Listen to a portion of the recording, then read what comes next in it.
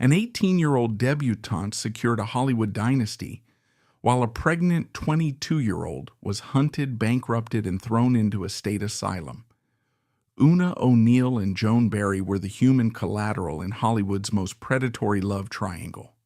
To shield an aging Charlie Chaplin from a federal prison cell, the studio cartel engineered a ruthless collision of PR manipulation and forced institutionalization. Oona cemented her untouchable status by coldly stepping over the wreckage of her pregnant rival. Joan was systematically erased from the public record, left wandering a concrete ward, clutching a pair of tiny baby shoes. Oona died an untouchable billionaire matriarch, but her pristine Hollywood empire was built directly upon the institutional annihilation of Joan Barry. In the summer of 1941, Joan Barry was a 21-year-old aspiring actress. Like thousands of others who flocked to California, she was looking for a breakthrough. She had minor stage experience and a desperate ambition to secure a foothold in an industry that operated entirely on gatekeeping. Chaplin noticed her, and the mechanism of acquisition began. He did not offer her a role, he offered her a retainer. Chaplin signed Barry to a studio contract worth $250 a week, a substantial sum at the time, equivalent to over $5,000 today. On paper, it was a developmental contract for a proposed film project. In practice, it was a legally binding document of physical and psychological ownership. The contract was the bait, and the trap closed the moment she signed. The money bought her silence, her time, and her absolute availability. Chaplin immediately initiated a rigorous process of grooming and isolation. He was not developing an actress. He was remodeling a human being to fit his exact specifications. He ordered her to have dental work to fix her teeth. He dictated her wardrobe.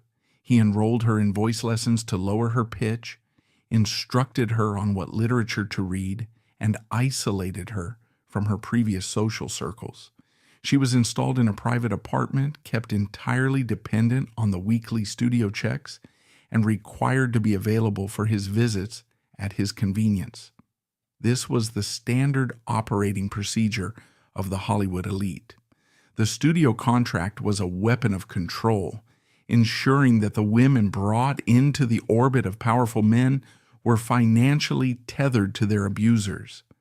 Barry was trapped in a gilded cage, her entire existence dictated by the whims of a man 3 decades her senior. The relationship was characterized by intense power disparity, erratic behavior from Chaplin, and forced compliance from Barry. This predatory dynamic was not an anomaly for the filmmaker. It was his established, decades-long blueprint. He had previously married 2 teenage girls, subjecting both to intense psychological domination before discarding them when they matured into independent adults. Joan was simply the latest iteration of this dark compulsion, expected to play the role of the obedient muse until her inevitable expiration date. The aging star relied on this cycle of consumption and disposal to continually fuel his own creative ego. The Hollywood machine demanded absolute obedience. It had zero tolerance for variables it could not control. The fatal glitch in this specific arrangement occurred when Joan Barry became pregnant. In the meticulously sanitized ecosystem of 1940s Hollywood, an unauthorized pregnancy was not treated as a human crisis. It was handled with the clinical, merciless efficiency of a corporate disaster. The studios employed full-time, highly paid fixers whose sole job was to suppress biological realities that threatened the box office. When an unmarried, contracted actress or a powerful star's secret mistress became pregnant, the standard protocol was immediate, coerced abortion. These procedures were arranged in the shadows, performed by discreet physicians on the studio payroll, and followed by a mandatory period of forced rest in a secluded location. Actresses would suddenly disappear from production schedules under the guise of exhaustion or emergency appendectomies, whisked away to private clinics in Mexico or unlisted addresses in the Hollywood Hills. The fixers handled the logistics with military precision, paying hush money to nurses and ensuring no medical records were ever officially filed. It was a brutal physical trauma masked as a luxury vacation, leaving the young women isolated with their grief while the studio tabulated the saved production costs. Afterward, the woman was either quietly returned to the sound stages or paid off and dismissed into obscurity. It was a cold industrial solution to a biological problem, an assembly line erasure designed to protect the massive financial investments of the studio, and above all, the pristine, godlike public images of its leading men. A woman's body was considered studio property. Her womb, if it carried an unsanctioned child, was a corporate liability that had to be liquidated. Joan Barry, however, refused to comply. She refused the abortion and demanded that Chaplin take responsibility. This refusal was the ultimate unforgivable heresy. It was the catalyst for her absolute destruction. In the eyes of Charles Chaplin and the entrenched Hollywood establishment, Barry's refusal to quietly erase her unborn child was not merely an inconvenience. It was an act of extreme, unpardonable insubordination. She was a disposable $250 a week dependent, a woman entirely manufactured by his patronage, daring to challenge an untouchable multimillionaire who possessed a direct personal line to the chief of police. By looking the mogul in the eye and demanding public acknowledgement of her child, she actively threatened to detonate the carefully curated, sympathetic, little tramp persona that Chaplin had spent decades meticulously building. But her tragedy was not just a two-sided battle against a powerful man. It was a grotesque, lopsided love triangle, poisoned by the sudden arrival of a pristine replacement. While Joan's body was changing, swelling with the physical proof of their intimacy, Chaplin's eyes had already coldly shifted toward a new, infinitely more valuable prize. The 54-year-old mogul had become infatuated with Oona O'Neill, the 18-year-old daughter of the legendary playwright Eugene O'Neill. Oona was no fragile, naive bystander in this high-stakes social climbing. She was a fiercely intelligent fixture of the Manhattan elite who'd already been romantically linked to literary prodigy J.D. Salinger. However, she recognized that Salinger's brooding genius offered no financial security, whereas Chaplin possessed the keys to a global cinematic kingdom. She calculatingly traded the unpredictable thrill of young love for the ironclad guarantee of immense, untouchable Hollywood wealth. She was not simply being discarded. She was being aggressively replaced by a woman who represented everything she could never be. Oona possessed flawless aristocratic pedigree, unblemished youth, and a serene, untouchable aura.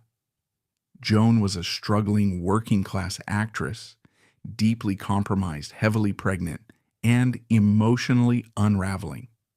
Chaplin began courting the immaculate Oona, while the mother of his unborn child was still financially tethered to him.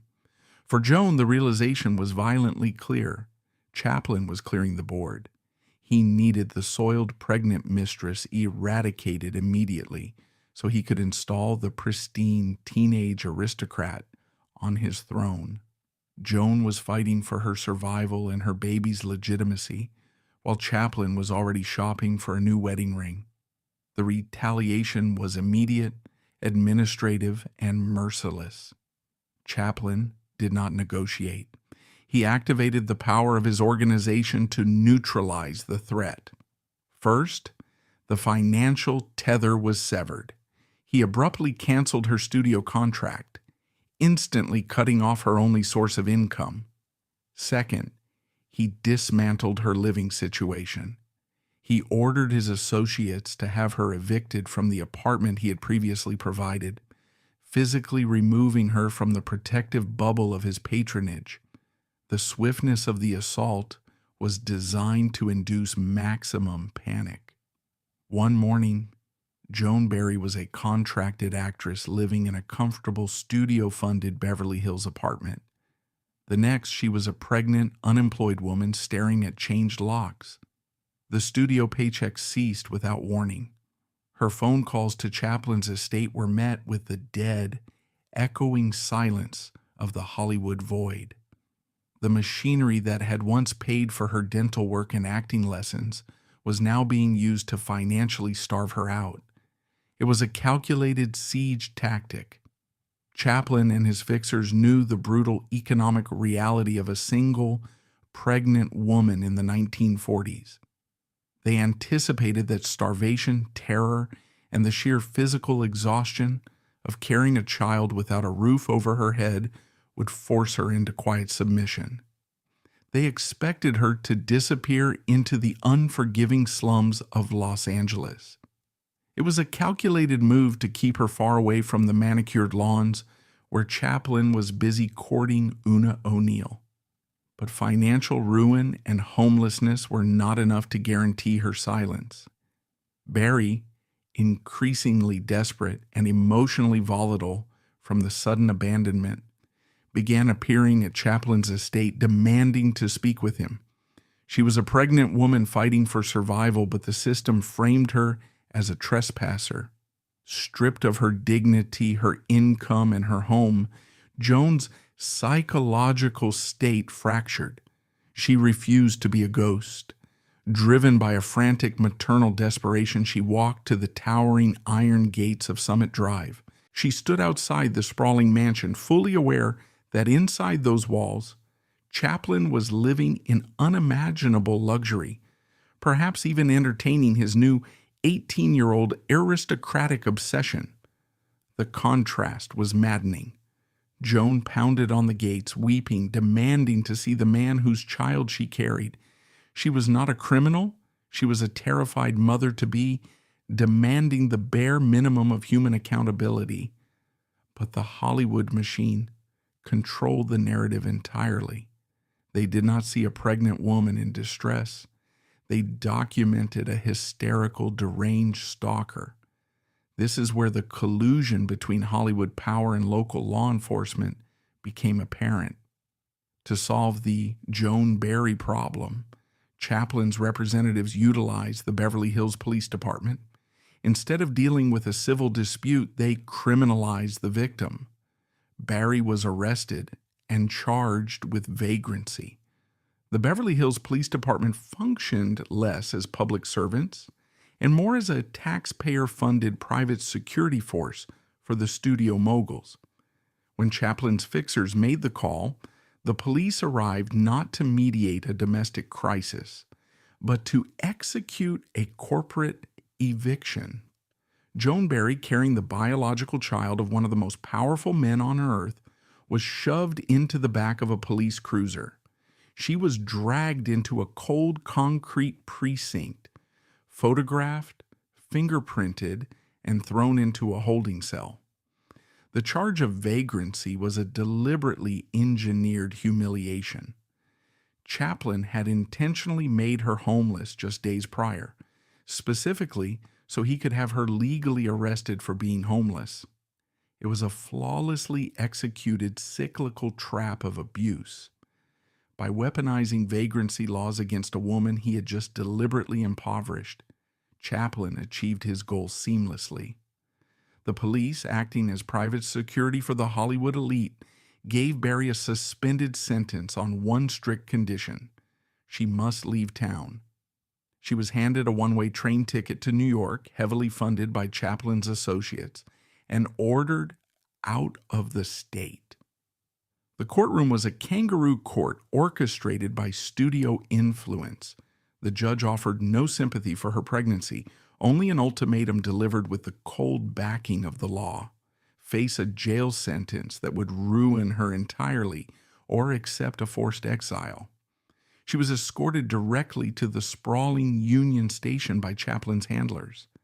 They thrust a one-way ticket into her hand, a piece of paper that served as her official banishment from the kingdom. As she boarded the train, feeling the physical weight of her pregnancy and the crushing psychological realization that she had been utterly defeated by the man she once loved, the toxic triangle was completed. Joan was sent into the harsh, freezing anonymity of New York City, deliberately swept off the California map, leaving the Golden Coast entirely clear for Charles Chaplin to finalize his pursuit of the pure, untainted Oona. The system had spoken. A pregnant woman was financially stripped, evicted, arrested, and exiled simply because she dared to hold a powerful man accountable. The machine assumed the problem was solved. They assumed the crushing weight of institutional power had broken her. They were wrong. The exile only delayed the inevitable explosion. Joan Barry would return to California, and when she did, she would initiate a legal war that would force Chaplin to deploy the most ruthless PR strategy in Hollywood history, requiring the sacrifice of another young woman to build an impenetrable shield. The forced exile to New York was a standard Hollywood suppression tactic, an administrative erasure meant to sweep the Joan Barry problem under the rug. The machine dictated that she should vanish into the metropolis, intimidated by her arrest record and pacified by the train ticket purchased by her former employer's fixers. But the system drastically miscalculated the psychological volatility of a woman who had been systematically stripped of her livelihood, her dignity, and her autonomy. Joan Barry did not stay in New York, driven by a volatile mix of desperation, unresolved trauma, and the crushing reality of an impending unassisted motherhood. She boarded a train back to California. By late 1942, she had returned to the epicenter of her humiliation, Beverly Hills. Her return marked a critical escalation. She was no longer just an inconvenient former contracted actress. She was an active, unpredictable threat to the tightly controlled perimeter of the Chaplin empire. Stripped of the studio's financial support and facing the physical realities of pregnancy, Barry's actions grew increasingly erratic. By late December 1942, the situation escalated from a private dispute into a terrifying physical confrontation. 2 days before Christmas, Joan Barry arrived at Chaplin's heavily guarded estate on Summit Drive. She didn't knock. Driven by a volatile mix of pregnancy hormones and sheer desperation, she shattered a glass door and broke into the mansion. She was armed with a .22 caliber revolver. Barry marched up the grand staircase and confronted the 54-year-old multimillionaire in his own bedroom.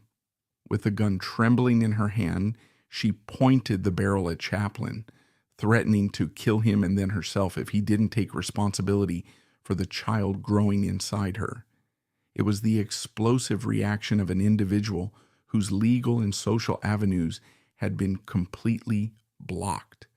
But Chaplin didn't panic. Displaying the cold pragmatism of a man accustomed to total control, he calmly talked her down. He manipulated her fragile emotional state, gently coaxed the loaded revolver out of her hands, and the moment he had the weapon, the empathy vanished. He immediately called the police and had the mother of his unborn child hauled away in a squad car. This break-in was a catastrophic failure of Chaplin's containment strategy. The local police could arrest her for vagrancy or trespassing, but they could not silence the core issue. By May 1943, Barry secured legal representation and executed the one maneuver the Hollywood machine feared most. she filed a public civil lawsuit. The paternity suit filed by Joan Barry detonated across the national press. It was not merely a tabloid rumor, it was a formal legal declaration that Charles Chaplin, the beloved icon of international cinema, was the father of her unborn child. The lawsuit demanded financial support and public recognition. Overnight, the meticulously crafted facade of the little tramp, the sympathetic, bumbling champion of the common man, began to disintegrate. The public was suddenly confronted with the image of a 54-year-old studio mogul who preyed on teenagers, weaponized his payroll, and utilized the police to discard pregnant women. The timing could not have been worse for Chaplin. The Hollywood gossip columnists, led by industry titans like Hedda Hopper and Luella Parsons, seized upon the scandal. In the 1940s, these columnists wielded enough power to destroy box office returns and end careers. They framed the narrative not as a tragedy of a young woman, but as a moral failing of a powerful man, feeding the American public a daily diet of scandal during the tense years of World War II. But the civil paternity suit was merely the opening salvo. The true existential danger to Chaplin came from Washington, D.C. J. Edgar Hoover, the all-powerful director of the FBI, had been waiting for years to destroy Charlie Chaplin. Hoover despised the actor's left-wing political speeches and his arrogant refusal to become an American citizen. When Joan Barry filed her lawsuit, Hoover didn't see a victim. He saw a weapon. The FBI launched a massive, aggressive federal probe. Hoover's agents dug through Chaplin's accounting books and tracked the logistics of the couple's relationship. They hit the jackpot when they uncovered a single physical piece of evidence: the train ticket Chaplin had purchased to send Barry to New York during her forced exile. Hoover weaponized the Mann Act, a federal law designed to combat human trafficking and prostitution syndicates. The FBI aggressively interpreted Chaplin buying that train ticket and subsequently meeting her in a hotel room in New York as a federal felony, transporting a woman across state lines for immoral purposes. Overnight, the civil dispute over child support mutated into a federal criminal indictment. Charlie Chaplin was no longer fighting a destitute pregnant woman. He was facing the United States government and up to 23 years in federal prison. Panic consumed the Chaplin camp. The standard studio tactics, bribing local judges, intimidating witnesses, or buying off the press, were utterly useless against the relentless machinery of J. Edgar Hoover's FBI. The untouchable mogul was cornered. His legal team was preparing for the trial of the century, but his public relations apparatus recognized a more immediate crisis. The court of public opinion was already convicting him. The press was painting him as an aging predatory monster. To survive the federal indictment and salvage his cinematic empire, Chaplin needed a counter-narrative of overwhelming force. He needed an image so blindingly pure, so undeniably legitimate, that it would overshadow the image of Joan Barry languishing in police stations and courtrooms. The system required a distraction of biblical proportions. It required the immediate implementation of the Virgin Shield. The timeline of the Hollywood machine's response is a testament to its ruthlessness. In June 1943, right at the absolute boiling point of the Joan Barry paternity scandal and the looming FBI federal indictment, Charlie Chaplin abruptly announced his marriage. He did not marry a woman his own age. He did not marry a seasoned Hollywood equal. The 54-year-old untouchable mogul married an 18-year-old girl named Oona O'Neill. The selection of Oona O'Neill was an unparalleled masterstroke of dark public relations. Oona was not just any 18-year-old, she was the embodiment of American cultural royalty. She was the daughter of Eugene O'Neill, the Nobel Prize-winning and Pulitzer Prize-winning playwright, a towering figure of intellectual and literary prestige. Oona herself was a renowned New York debutante, famous for her flawless porcelain beauty, her pristine reputation, and her sophisticated social pedigree. Prior to arriving in Hollywood to seek acting roles, she had been heavily courted by figures like the author J.D. Salinger. She represented the ultimate prize, untainted, aristocratic, and fiercely ambitious. The marriage was immediately packaged and sold to the public not as a desperate PR maneuver, but as a profound, transcendent romance that defied age and circumstance. The studio apparatus pumped out images of the newlyweds, Oona glowing, demure, and fiercely loyal, standing by her older husband against the vicious attacks of the press and the government. The personal cost of this marriage was immediate and irreversible.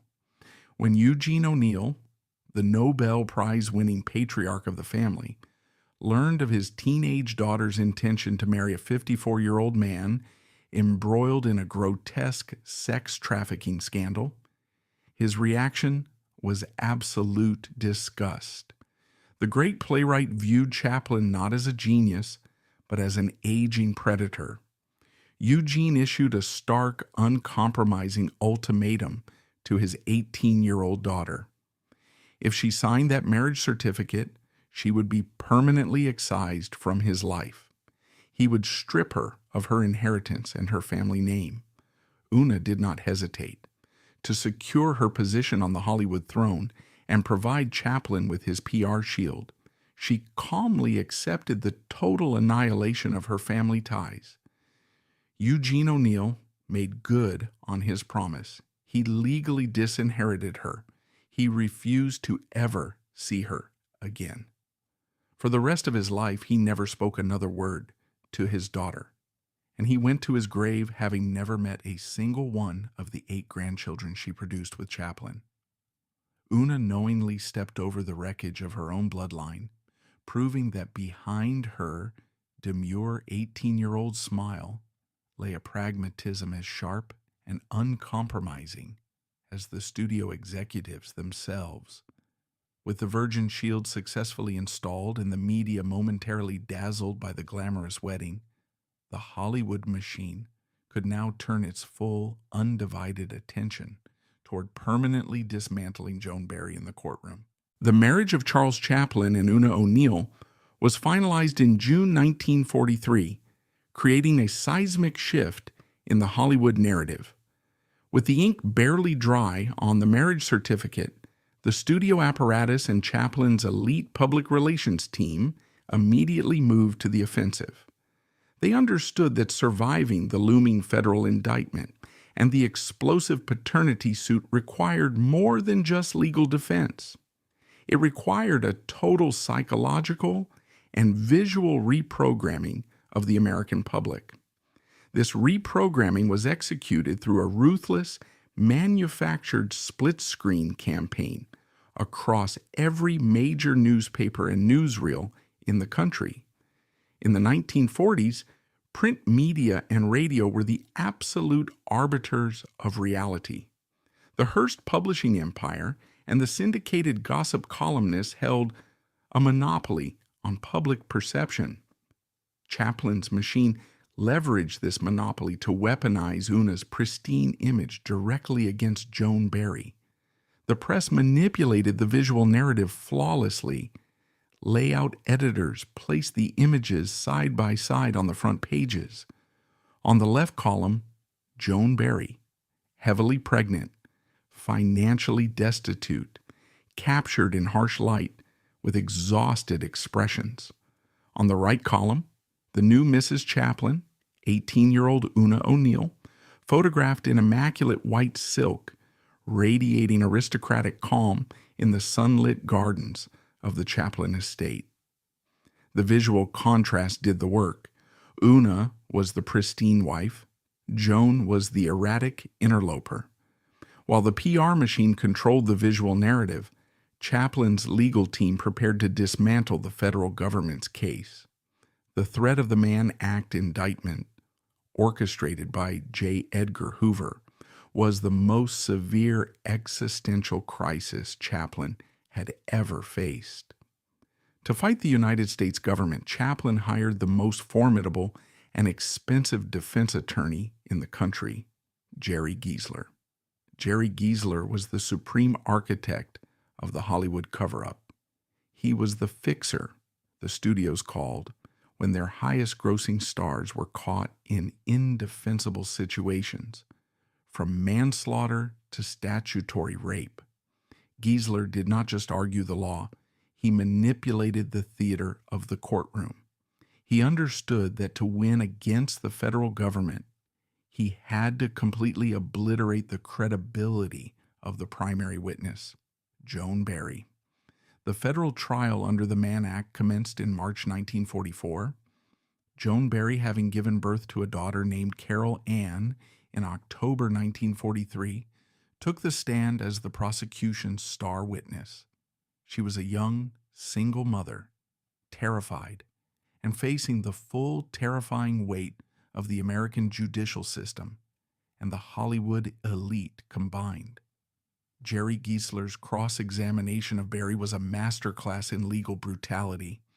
He didn't bother denying that Chaplin had slept with her. Instead, he turned the federal courtroom into a theater of degradation. Giesler paced the floor, firing humiliating questions at the young single mother on the stand. He demanded she recount her entire sexual history to the packed room. "Who else did you dine with?" he interrogated. "Who else visited your apartment that week?" He aggressively painted a portrait of a calculating, opportunistic blackmailer who willingly sold herself to a wealthy genius and was now using the federal government to secure a lifetime payday. As Barry wept openly on the witness stand, struggling to defend her dignity under the harsh lights and the cold stares of the jury, Giesler successfully put the victim on trial. He transformed her trauma into evidence of her inherent instability. In contrast, Chaplin's defense relied heavily on his newly minted image of domesticity. While he was fighting the federal trafficking charges, the press constantly reminded the jury and the public that Chaplin was now a happily married man, devoted to his young aristocratic wife, Oona, who waited patiently for him at home. The cognitive dissonance was powerful. The jury was asked to reconcile the image of the ruthless sexual predator described by the prosecution with the image of the aging romantic newlywed presented by the defense in the newspapers. On April 4th, 1944, after a grueling trial that laid bare the most intimate and degrading details of Joan Barry's life, the federal jury reached a verdict. Charles Chaplin was acquitted of all charges under the Mann Act. The acquittal was a monumental victory for the Hollywood machine, but it was a catastrophic turning point for Joan Barry. The federal government, with all its investigative power, had failed to hold the billionaire accountable. Chaplin emerged from the criminal trial not only a free man, but a man who had been officially cleared by the justice system. The acquittal emboldened his PR machine, allowing them to definitively brand Barry's claims as a malicious, failed extortion plot. However, the legal war was only half over. The federal criminal charges had been defeated, but the civil paternity suit, the battle over the biological truth of baby Carol Ann, was still looming. Chaplin had escaped prison, but he still had to face the scientific reality of the child. The Hollywood machine, high on its federal victory, now turned its massive grinding gears toward the upcoming civil trial. Having defeated the federal government, Chaplin's legal team transitioned to a ruthless offense. Their goal for the civil paternity trial was not just to win, but to permanently eradicate Joan Barry's credibility using a new, definitive weapon, the emerging science of blood typing. In the mid-1940s, the use of blood tests in paternity disputes was a relatively new frontier in American jurisprudence. The science, however, was absolute. Human blood types, such as A, B, AB, and O, are inherited genetically. The medical community understood with definitive certainty that certain combinations of parental blood types could not produce certain blood types in offspring. The court ordered a panel of 3 distinguished physicians to draw blood from Charles Chaplin, Joan Barry, and baby Carol Ann. The tests were conducted independently to ensure absolute accuracy. The results were conclusive and biologically irrefutable. Charles Chaplin was type O, Joan Barry was type A, the baby was type B. The medical conclusion was absolute. It was biologically impossible for Chaplin to be the father. In any rational system, this scientific revelation would have been the immediate end of the legal dispute. For Chaplin, it was the ultimate vindication. But the Hollywood machine did not just want vindication, they wanted total destruction. They realized that the blood test was not just a defensive shield, it was an offensive weapon of mass public humiliation. If science proved Chaplin was not the father, it logically followed that another man was. Chaplin's defense team, led by the ruthless Jerry Giesler, seized upon this scientific absolute to pivot their strategy from defending Chaplin to actively prosecuting Joan Barry in the court of public opinion. Giesler's objective was to transform the paternity trial into a highly publicized, granular dissection of Barry's sexual history.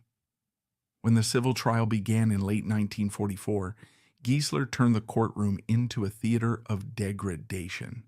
He subjected Barry to cross-examinations that were designed to strip away every ounce of her dignity. Armed with the blood test results, Giesler aggressively questioned her about her whereabouts, her associations, and her intimate relationships during the exact window of conception. He demanded the names of other men she had spoken to, dined with, or looked at. He painted a portrait of a woman who was not just promiscuous, but pathologically deceptive, a deranged prostitute, attempting to pin her illegitimate child on a wealthy genius to secure a lifetime payday. The press, fiercely loyal to the studio system and addicted to the sensationalism of the trial, acted as an amplifier for Giesler's attacks.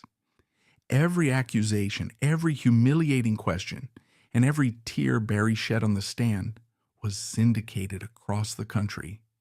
The public was conditioned to view her not as a struggling mother, but as a malicious predator who had been caught in a biological lie. The narrative was clear. Joan Barry was a blackmailer, and her child was a weapon of extortion. However, the legal proceedings took a bizarre and tortuous turn due to a catastrophic flaw in California law.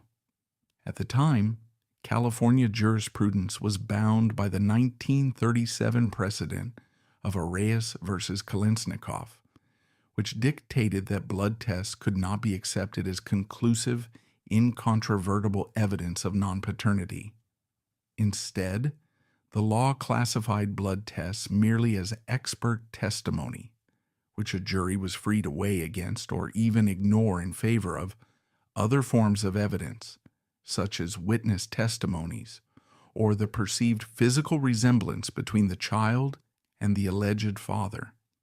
This legal loophole created a surreal environment.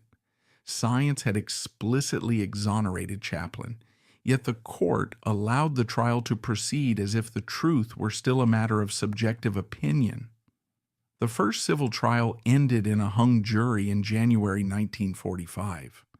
The jurors, confused by the conflicting instructions regarding the blood tests and swayed by Barry's emotional testimony and Giesler's vicious attacks, could not reach a verdict. 7 jurors voted in favor of Barry, 5 in favor of Chaplin. The studio machine, infuriated by the stalemate, doubled down. A second trial commenced in April 1945. This time, Barry's attorney, Joseph Scott, launched a desperate counteroffensive. He appealed to the jury's emotions, framing Chaplin as a tyrannical predator who used his wealth and power to exploit young women and then discard them. Scott famously pointed at Chaplin in the courtroom and roared, "This pestiferous, lecherous hound. He is a master of the art of seduction. He is a monster." The jury in the second trial, largely composed of older individuals who were perhaps disillusioned with Hollywood's moral decay, chose to ignore the biological impossibility presented by the blood tests. In a verdict that shocked the legal and scientific communities, the jury found Charles Chaplin legally responsible for the child. The judge ordered Chaplin to pay Joan Barry $75 a week in child support until Carol Ann reached the age of 21. On paper, Joan Barry had won the civil suit. She had secured financial support for her daughter. But in reality, the verdict was the final nail in her psychological coffin. The court order forced Chaplin to pay, but it did not rewrite the biological truth that the entire world had already consumed. The blood test results had been published globally. The public firmly believed that Barry was a liar who had manipulated a flawed legal system to steal from a beloved entertainer. The legal victory was entirely Pyrrhic. It cemented her image as a successful extortionist. The Hollywood machine had lost the battle over $75 a week, but they had definitively won the war of perception. The studios immediately and permanently placed Joan Barry on the blacklist. She was radioactive. No director would hire her. No studio would allow her on their lots, and no publicist would touch her name. She was completely ostracized from the industry she had sacrificed her youth to enter. Meanwhile, the Virgin Shield was performing its function flawlessly. While Joan Barry was being ripped apart in the press as a fraudulent, promiscuous blackmailer, Oona O'Neill was continuously photographed in an aura of unshakable maternal and marital bliss. Oona had given birth to her first child with Chaplin, Geraldine, in the summer of 1944, right between the federal and civil trials. The contrast was lethal. The PR machine heavily promoted Oona's legitimate, wealthy, aristocratic motherhood. Every image of Oona holding her newborn in the sprawling Chaplin estate was a silent, devastating strike against Joan Barry. Oona weaponized her own fertility and her legal status to build an impenetrable wall of respectability around her husband. The media implicitly understood the directive. Oona's child was royalty. Joan Barry's child was trash. Joan Barry was now completely isolated. She had been publicly stripped of her dignity, labeled a liar by science, shunned by her industry, and constantly reminded of her lower-class status by the glaring, manufactured perfection of the one who had taken her place. The psychological torment of this systemic ostracization began to fracture her mind. The machine had successfully destroyed her reputation and her livelihood. Now the absolute isolation was about to destroy her sanity. The Pyrrhic victory of the 1945 civil court verdict did not save Joan Barry, it merely formalized her execution. The court order dictating that Charles Chaplin pay $75 a week in child support was, on paper, a legal acknowledgement of paternity. In the brutal reality of the Hollywood ecosystem, however, it was a severance package for a ghost. The machine had lost a minor financial skirmish, but it had secured its primary objective: the total systemic eradication of Joan Barry's credibility, career, and social existence. The sheer scale of the violence inflicted upon Barry in the aftermath of the trial was directly driven by the invisible mechanics of the Hollywood blacklist. The blacklist was not a physical document. It was a silent, unbreachable consensus among the studio moguls. It was an invisible wall constructed by men who controlled not just the movie sets, but the banks, the real estate, and the press of Los Angeles.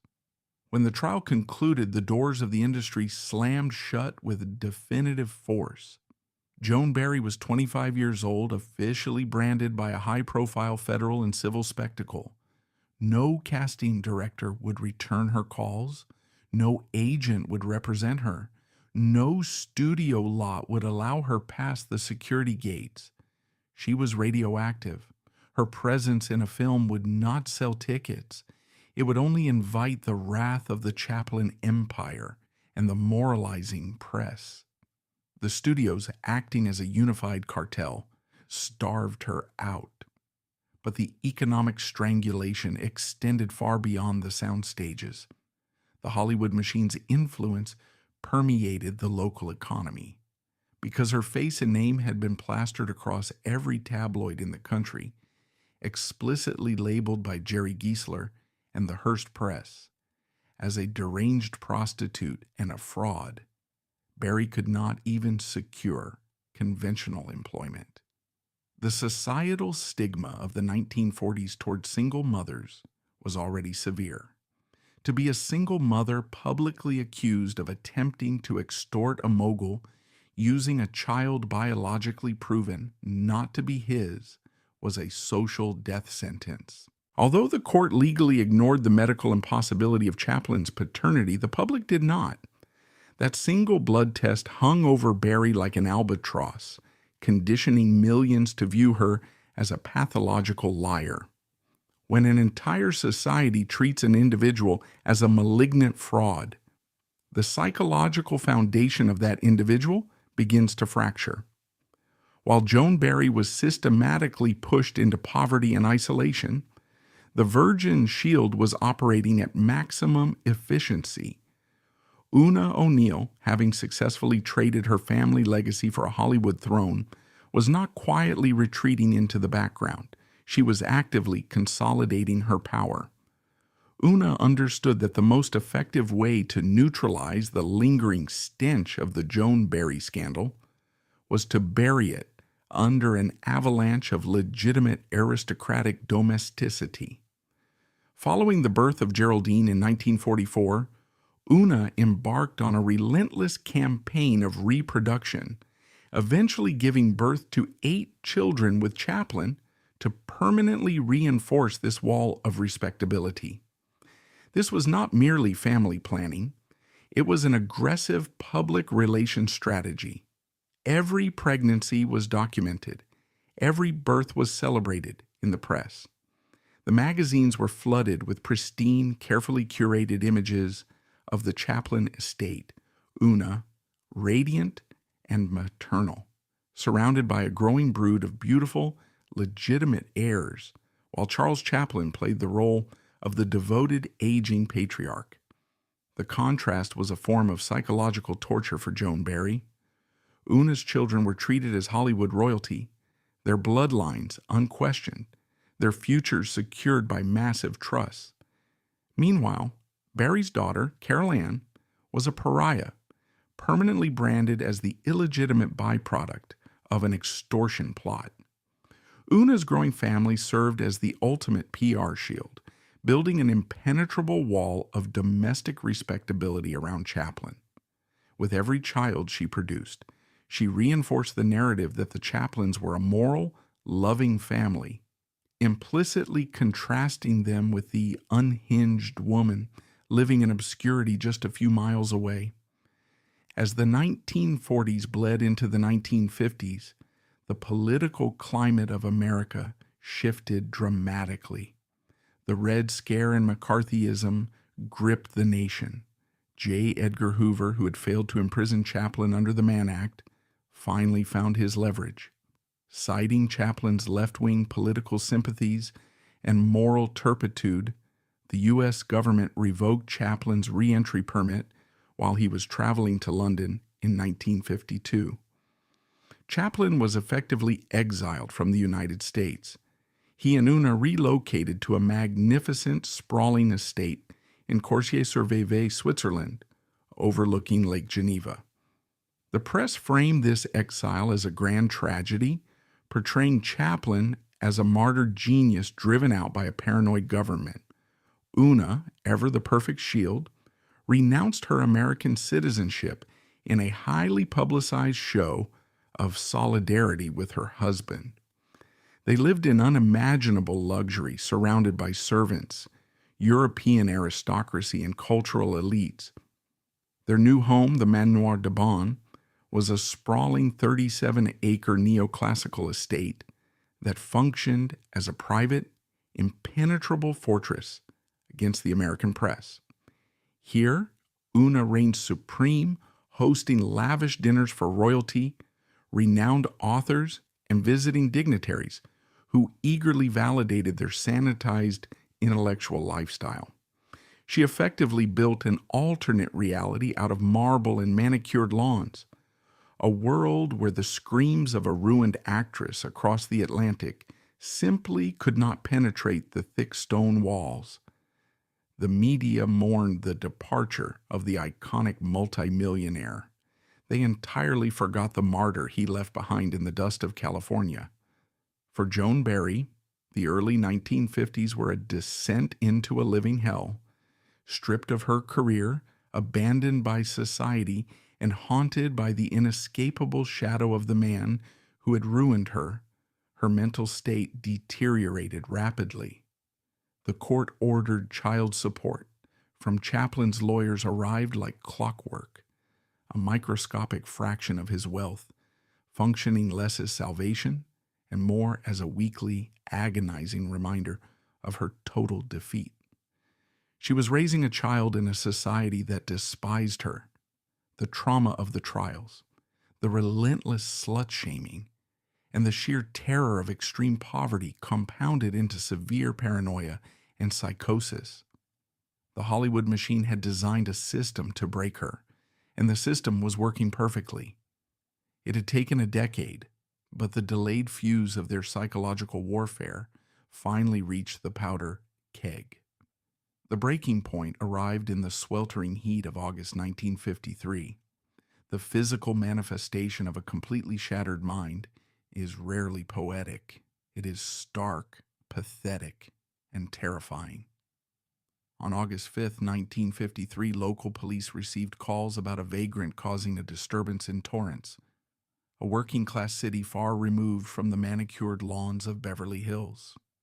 When the officers arrived, they did not find a calculating extortionist or a Hollywood starlet. They found a 33-year-old woman walking barefoot on the scorching pavement. Her clothes were disheveled. Her eyes were vacant, staring at a reality that no one else could see. In her hands, she clutched a pair of tiny baby shoes, holding them tightly against her chest as if protecting them from an invisible attacker. She was wandering aimlessly, muttering incoherent, fragmented sentences. She spoke to people who were not there. She desperately tried to explain things that made no sense. The police officers, likely unaware that this barefoot, raving woman had once dominated the front pages of every newspaper in the world, took her into custody. The legal and medical system swiftly processed the remains of Joan Barry. She was deemed entirely unfit to care for herself or her daughter. The state intervened, removing Carol Ann from her custody. The child she had fought the federal government and the studio system to protect was taken away. Joan Barry was officially committed to Patton State Hospital, a massive psychiatric facility in San Bernardino County. The iron doors of Patton State Hospital locked Joan Barry out of American history.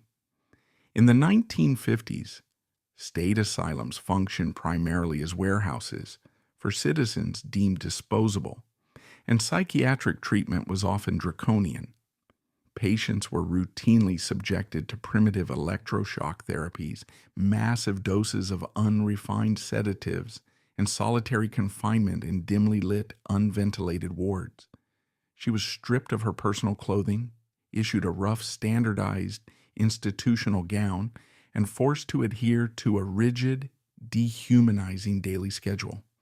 Every spark of the vibrant, ambitious girl who had once arrived in California seeking stardom was systematically ground into dust by the relentless, sterile machinery of state-funded psychiatric care. But the cruelest irony of her institutionalization was her diagnosis.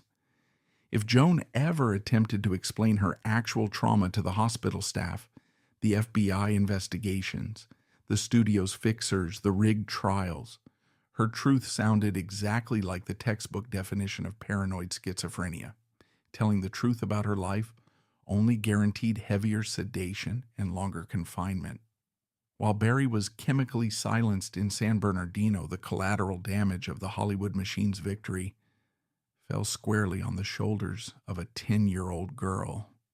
Carol Ann, the child at the epicenter of the most sensational paternity trial of the century, was suddenly motherless. The state of California, having deemed Joan unfit, absorbed Carol Ann into the foster care and guardianship system. The child support payments extracted from Chaplin's estate, the very catalyst for the total destruction of her mother's life, continued to be processed by court-appointed guardians, but money could not insulate the child from the immense toxic legacy she inherited. Carol Ann grew up in the suffocating shadow of the scandal. She was the living embodiment of a biological paradox that the American public had aggressively scrutinized. Because the Hearst Press and Jerry Giesler had so thoroughly saturated the media with the blood test results, everyone knew she was not Charles Chaplin's biological daughter, yet she bore his legal financial tether. She was a child born into a war zone, weaponized by both sides, and ultimately left to navigate a world that viewed her existence as a fraudulent mistake. The Hollywood machine, having successfully disposed of the mother, completely ignored the daughter. The studios had no use for Carol Ann. The columnists who had built their careers on dissecting her mother's sexual history abruptly stopped writing about them. Once Joan Barry was locked in Patton State, she ceased to be a threat to the Chaplin empire, and therefore she ceased to be newsworthy. The silence of the press was absolute and chilling. It proved that their relentless coverage of the trial was never about truth or justice. It was purely about protecting the studio system's most valuable assets. This media blackout was the final phase of the PR strategy. To maintain the illusion of the virgin shield, the press had to erase the victim.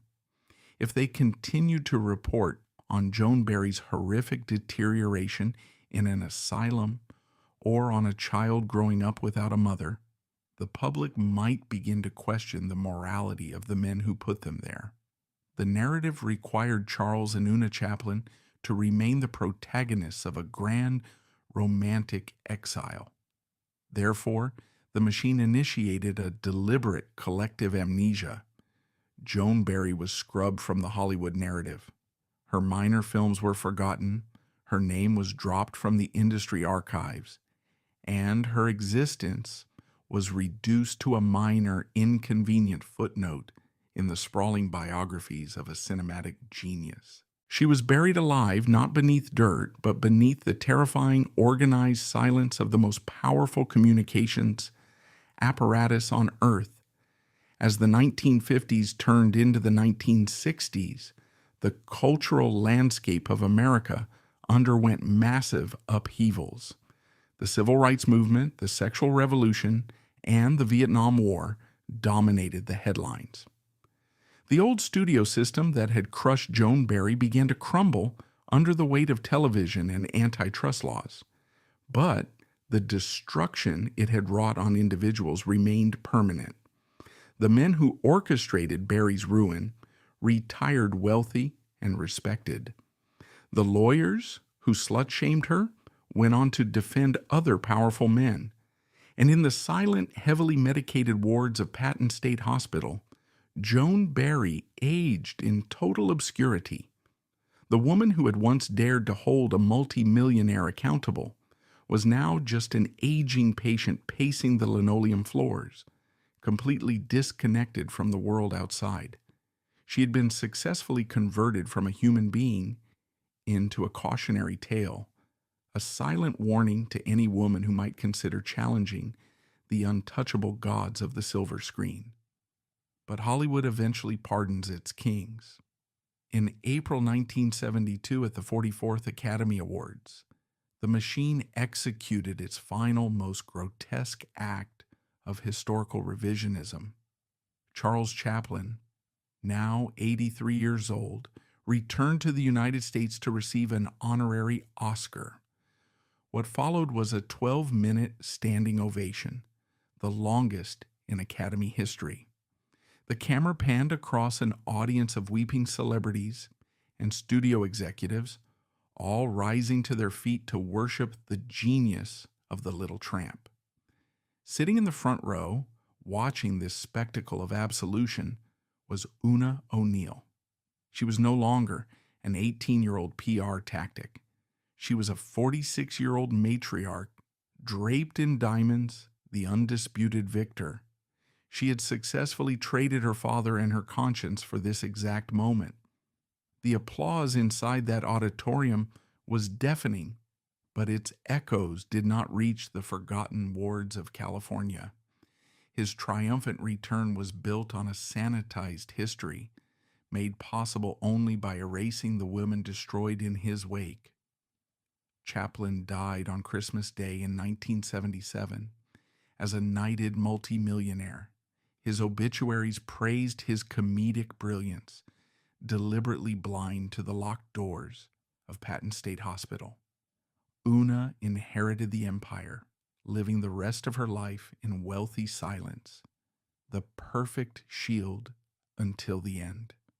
And then there was the third point of the triangle. Joan Barry died on October 1st, 2007, in New York. There were no headlines, no retrospectives, no weeping celebrities. The woman who had dared to hold the untouchable genius accountable died in total obscurity at the age of 87. The studio system didn't just defeat her, they successfully erased her from the human record.